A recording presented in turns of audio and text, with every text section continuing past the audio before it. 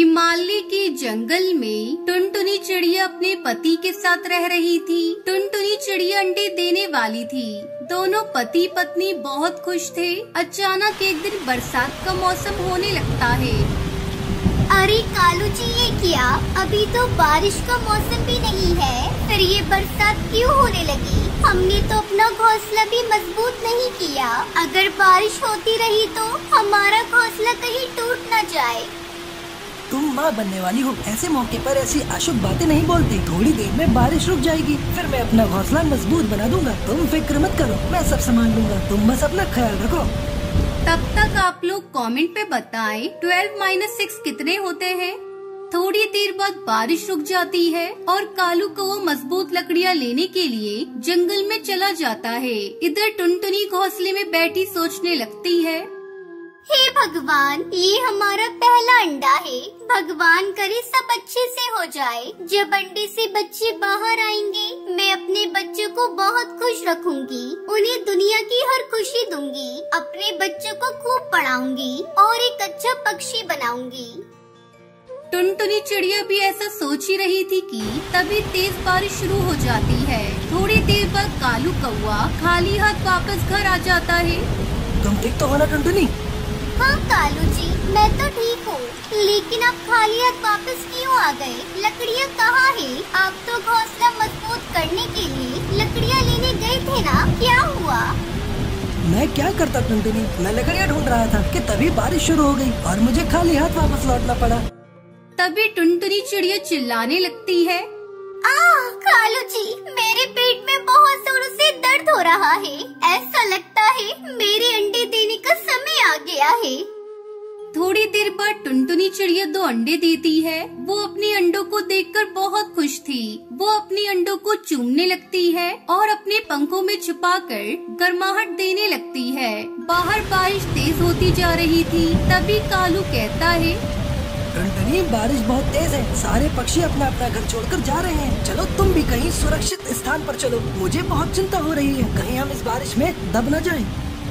नहीं, आप कुछ भी कर ले, मैं अपने अंडों को छोड़कर कहीं नहीं जाऊंगी। मैंने बहुत दुख सहे हैं। अभी अभी तो मैंने इन अंडों को जन्म दिया है और आप चाहते हैं मैं इन अंडों को यहाँ छोड़कर अपनी जान बचाऊं? आपको जाना है तो जाइए, मैं कहीं नहीं जाऊंगी। मेरी बात मानो टुनटुनी, अपना घोंसला बहुत कमजोर है, कभी भी टूट सकता है। चलो यहाँ से कहीं और चलते हैं।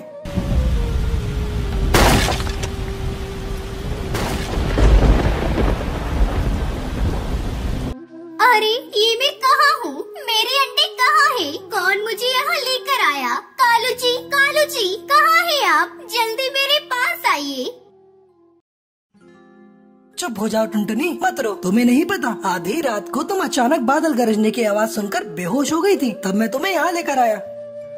ये सब आपकी वजह से हुआ है कालू जी। अगर आप मुझे नहीं लाते तो मेरे अंडे ऐसे नहीं फूटते। क्यों किया आपने ऐसा मेरे साथ? बोलिए।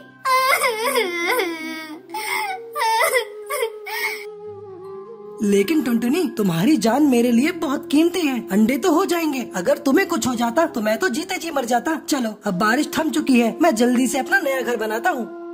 फिर कालू कौवा जंगल से हरे हरे बांस लेकर आता है। तभी कालू को रास्ते में एक छोटी सी चिड़िया रोती हुई दिखाई देती है, जिसका नाम सुनहरी होता है। कालू कौवा सुनहरी के पास जाता है और उससे कहता है, बेटा नन्ही चिड़िया, तुम कहाँ से आई हो और रो क्यों रही हो? तुम्हारा घर कहाँ है?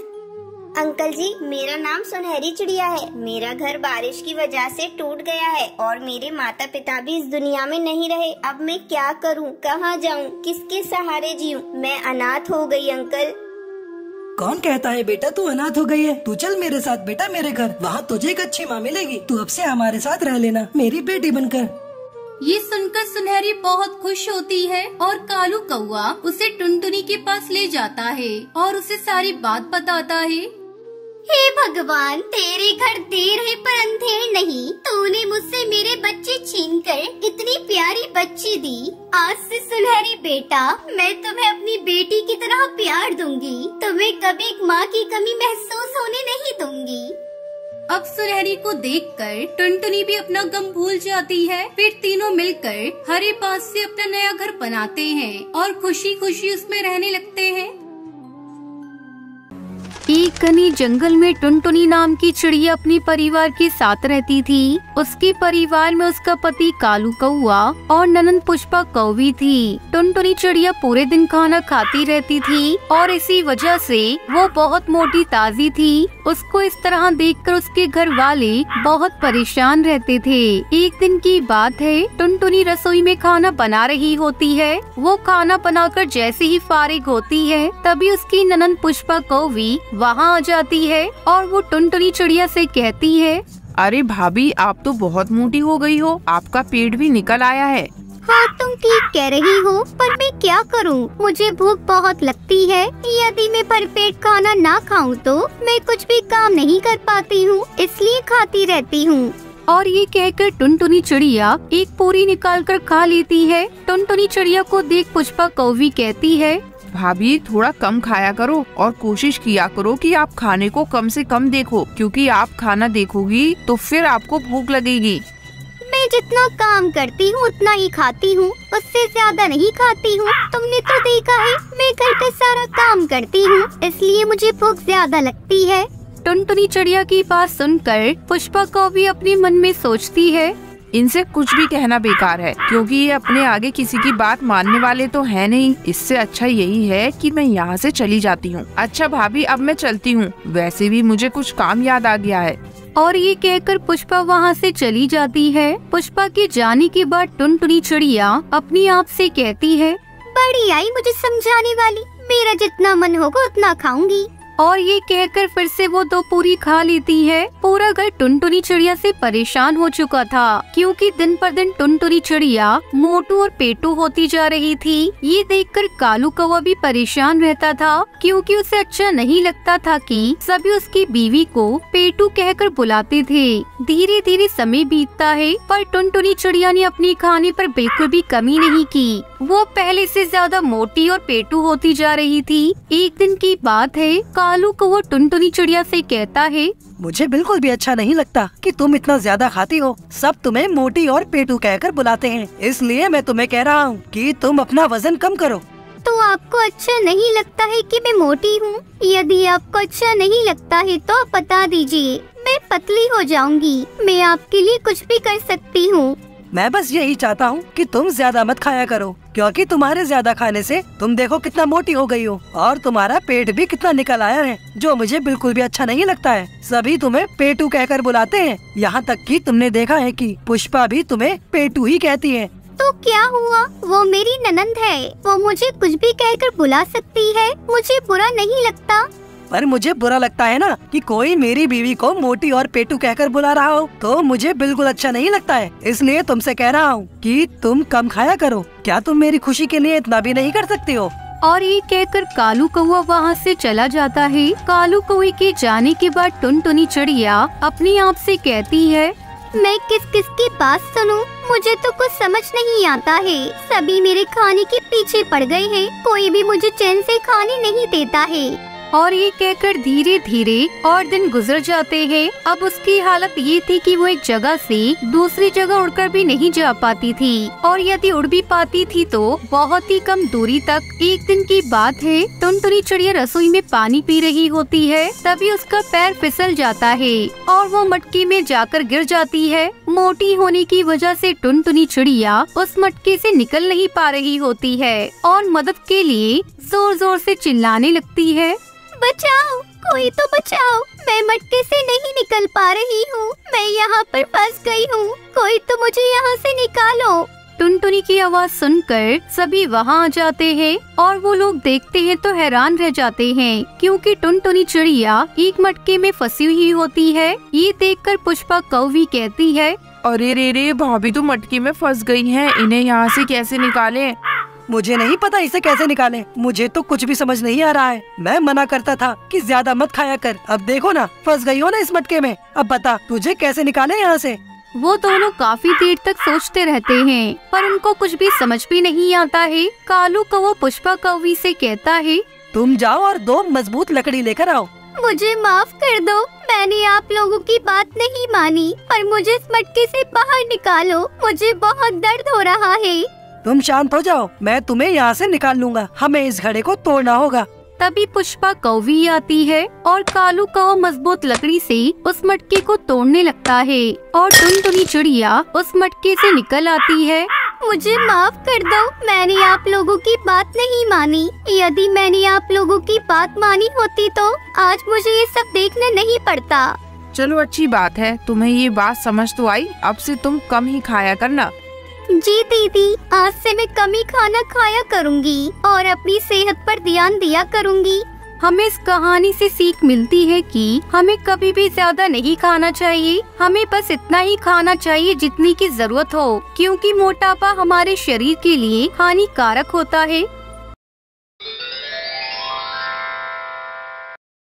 अमेज़न के जंगल में टूनी चिड़िया अपनी बड़ी बेटी टुनटुनी और छोटी बेटी पिंकी चिड़िया के साथ रहती थी। वो अपने खेत में तरबूज उगाया करती थी। एक दिन सुबह सुबह पिंकी और टुनटुनी दोनों बहनें आपस में झगड़ रही थी।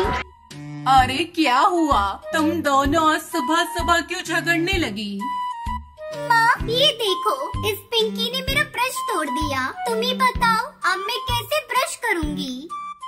अरे तुम दोनों ने मेरी नाक में दम कर रखा है। चलो अब जल्दी से तैयार होकर स्कूल जाओ, मुझे भी तरबूज बेचने जाना है। तब तक आप लोग कमेंट में बताएं 46 + 45 + 1 कितने होते हैं। टूनी चिड़िया अपनी दोनों बेटियों को स्कूल भेजने के बाद खेत से तरबूज तोड़कर गांव के एक व्यापारी कड़कनाथ सेठ के पास जाती है। सेठ जी, आपने जितना बोला था उतना तरबूज मैं लेकर आई हूँ। इस बार मैंने अपने खेत में सबसे महंगे वाले तरबूज के बीज लगाए थे, इसलिए इन तरबूज की कीमत थोड़ी ज्यादा लगेगी। कोई बात नहीं टूनी, तेरे तरबूज वाकई में बहुत अच्छे हैं। ये ले इनकी कीमत, तेरी सोच से भी ज्यादा दिया है। ये तो आपका बड़प्पन है मालिक, अब मैं चलती हूँ। टूनी चिड़िया पैसे लेकर वहाँ से चली जाती है। तभी व्यापारी अपने नौकर कालू कौवे से कहता है, अरे कालू, जल्दी अपना दिमाग चला, जिससे ये तरबूज मुझे मुफ्त में मिल जाए और इस टूनी के हाथ खाली रह जाए। ठीक है मालिक, अब देखिए मेरा कमाल, मैं कैसे इस टूनी को चूना लगाता हूँ। उधर टूनी चिड़िया पैसों से भरी पोटली लेकर जा रही थी। तभी कालू उसके पैसों से भरी पोटली छीनकर वहाँ से भाग जाता है। अरे पकड़ो पकड़ो, वो चोर मेरे पैसे लेकर भाग रहा है। अरे कोई तो उसे पकड़ो, मैं तो बर्बाद हो गई। टूनी चिड़िया जोर जोर से शोर मचाने लगती है, लेकिन कोई भी पक्षी उसकी मदद के लिए नहीं आता। उदास मुंह से टूनी चिड़िया खाली हाथ अपने घर लौट जाती है। उधर कालू कौवा टूनी चिड़िया से छीने हुए पैसे ले जाकर व्यापारी को दे देता है। पैसे देकर व्यापारी बहुत खुश होता है। अगले दिन टूनी चिड़िया कर्ज मांगने के लिए उस व्यापारी के पास जाती है। सेठ जी, मैं लुटे गई, बर्बाद हो गई, मेरे साथ बुरा हुआ। मेरे सारे पैसे छीनकर एक चोर भाग गया। मुझे पैसों की बहुत जरूरत है, खेत में तरबूज की दूसरी फसल लगानी है। आप मुझे कुछ पैसे उधार दे दीजिए, फसल तैयार होते ही मैं आपका कर्ज चुका दूंगी। टूनी चिड़िया के इतने कहने पर भी कड़कनाथ सेठ टूनी को कोई कर्ज नहीं देता और उसे वहाँ से भगा देता है। अब टूनी चिड़िया को कुछ भी समझ में नहीं आ रहा था कि अब वो क्या करेगी। धीरे धीरे टूनी की तबीयत बिगड़ने लगती है। फिर एक दिन उसकी मौत हो जाती है। माँ, तुम्हें क्या हो गया माँ? आंखें खोलो माँ, तुम कोई जवाब क्यों नहीं दे रही हो? उठो न माँ, अब हम दोनों कभी झगड़ा भी नहीं करेंगे। देखो न माँ, पिंकी कितना रो रही है। उठो माँ। दीदी, माँ बोल क्यों नहीं रही है? पिंकी, अम्मा कभी नहीं बोलेंगी। माँ हम दोनों को छोड़कर चली गई। इस तरह कई दिन गुजर जाते हैं। अब उन दोनों को देखने वाला कोई नहीं था। एक दिन उनकी पड़ोसन मीठी तोती उनके घर भोजन लेकर आती है। बच्चों ये लो भोजन। देख रही हूँ 2 दिनों से तुम्हारे घर में चूल्हा भी नहीं जला। लो इस भोजन को खा लो। आंटी, हम लोग माँ के बिना कैसे रहेंगे? हमारी तो जिंदगी उजड़ गई। बेटा, मैं तुम्हारे दुख को समझ रही हूँ, लेकिन हम कर भी क्या सकते हैं। मेरी मानो तो तुम लोग अपने खेत में फिर से तरबूज की खेती करना शुरू कर दो। इस तरह तुम दोनों बहनों का मन भी लगा रहेगा। हाँ आंटी जी, आप ठीक कह रही है। मैं कल से ही अपने खेत में तरबूज की खेती करना शुरू कर देती हूँ। अगले दिन से टुनटुनी चिड़िया अपनी बहन पिंकी चिड़िया के साथ मिलकर तरबूज की खेती करना शुरू कर देती है और जल्दी उनका खेत तरबूज से लहराने लगता है। इस तरह दोनों बहनें तरबूज को बेचकर अपना जीवन खुशी खुशी बिताने लगती हैं।